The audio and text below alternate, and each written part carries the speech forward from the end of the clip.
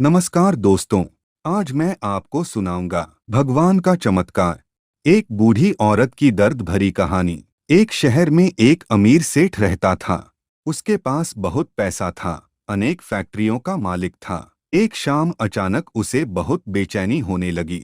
उसने डॉक्टर को बुलाया और अपनी जांच करवाई पर कुछ भी नहीं निकला। उसकी बेचैनी बढ़ती गई और उसे समझ नहीं आ रहा था कि उसके साथ क्या हो रहा है।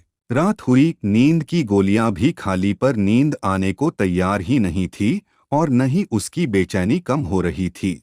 वह रात को उठकर 3 बजे घर के बगीचे में घूमने लगा और घूमते घूमते उसे लगा कि बाहर थोड़ा सुकून है, इसलिए बाहर सड़क पर पैदल निकल पड़ा। चलते चलते हजारों विचार मन में चल रहे थे और वह घर से बहुत दूर निकल आया था और थकान की वजह से वह एक बेंच पर बैठ गया। उसे वहां बहुत शांति मिल रही थी। इतने में वहां एक कुत्ता आया और उसकी चप्पल उठाकर ले गया। सेठ ने उसे देखा तो वह दूसरी चप्पल उठाकर उस कुत्ते के पीछे भागा। कुत्ता पास के ही एक झोपड़ी में घुस गया। सेठ भी उसके पीछे था। सेठ को करीब आता देख कुत्ते ने चप्पल को छोड़ दी और चला गया। सेठ ने गहरी सांस ली और अपनी चप्पल पहनने लगा। इतने में उसे किसी की रोने की आवाज सुनाई दी। वह और करीब गया तो उसे एक झोपड़ी में से किसी की आवाज आ रही थी। उसने झोपड़ी के फटे हुए बोरे में झांक कर देखा तो वहां एक औरत फटे मैली सी चादर पहने दीवार से सटकर रो रही थी और बोल रही थी, हे भगवान मेरी मदद कर। सेठ के मन में आया कि यहाँ से चले जाऊं, कहीं लोग उसे गलत न समझ ले। सेठ थोड़ा आगे बढ़ा तो उसके दिल में ख्याल आया कि आखिर वह औरत रो क्यों रही थी, उसको तकलीफ क्या है। उसने अपनी दिल की बात सुनी और झोपड़ी में जाकर दरवाजा खटखटाया।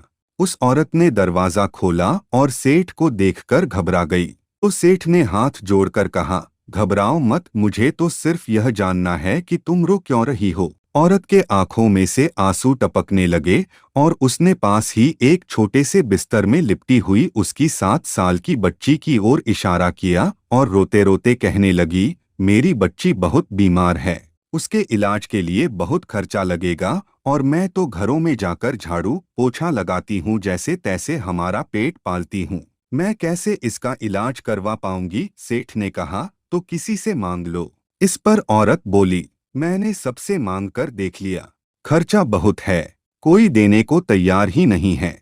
उस सेठ ने उसे समझाया, कहा, ऐसे रात को रोने से क्या मिलेगा, क्या तुम्हें। तो औरत ने कहा, कल एक संत यहाँ से गुजर रहे थे तो मैंने उनको मेरी समस्या बताई, तो उन्होंने कहा, बेटा तुम सुबह 4 बजे उठकर अपनी ईश्वर से मांगो, बोरी बिछाकर बैठ जाओ और रोके गिड़गिड़ाकर उससे मदद मांगो, वह सबकी सुनता है और वह तुम्हारी भी जरूर सुनेगा।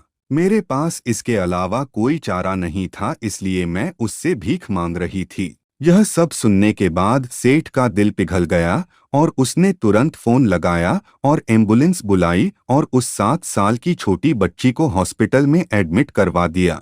डॉक्टर ने 1.5 लाख का खर्चा बताया। सेठ ने बच्ची का पूरा खर्चा उठाया और उसका इलाज करवाया और उस औरत को अपने यहाँ नौकरी देकर उसे रहने के लिए एक जगह भी दे दी और उस बच्ची की पढ़ाई की जिम्मेदारी भी अपने ऊपर ले ली। वह सेठ दयालु तो था पर नास्तिक था। उसके मन में सैकड़ों सवाल चल रहे थे, क्योंकि उसकी बेचैनी तो उस वक्त ही खत्म हो गई थी जब उसने एम्बुलेंस को बुलाया था। वह यह सोच रहा था कि ऐसी कौन सी ताकत है जो मुझे वहां तक खींच ले गई। क्या यही ईश्वर है? और यदि यह ईश्वर है तो सारा संसार आपस में धर्म जात पात के लिए क्यों लड़ रहा है? क्योंकि न मैंने उस औरत की जात पूछी और न ईश्वर ने जात पात देखी, बस ईश्वर ने तो उसका दर्द देखा और मुझे इतना घुमाकर उसके पास पहुंचा दिया। अब सेठ समझ चुका था कि कर्म के साथ सेवा भी बहुत जरूरी है, क्योंकि इतना सुकून उसे जिंदगी में पहले कभी नहीं मिला था। तो दोस्तों, आशा करता हूं कि ये कहानी आपको अच्छी लगी होगी, तो इसे लाइक करें और हमारे चैनल को सब्सक्राइब करें। धन्यवाद।